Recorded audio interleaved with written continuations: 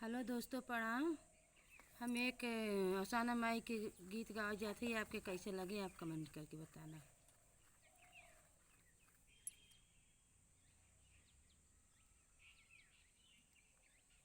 कालई के निकली मालिनिया तक, कालई के गालिनी तक, अलई के गालिनी बहिनी कालई के निकली सोहागिनी त पूजय अवसानी मैया, पूजय अवसानी मैया।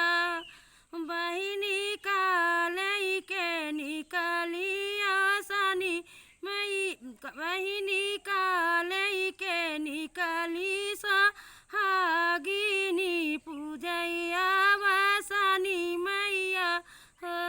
फूल लई के निकली मालिनिया, दादिया लई के गालिनी, दादिया लई के गालिनी बहिनी पुतलई के निकली सोहागिनी त पूजय अवसानी मैया, पूजय अवसानी मैया।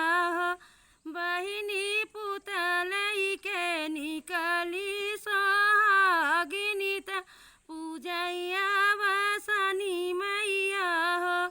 कालई के निकली मालिनिया तक, कालई के गालिनी बहिनी कालई के निकली सात सोहागिनी त पूजय अवसानी मैया, पूजय अवसानी मैया।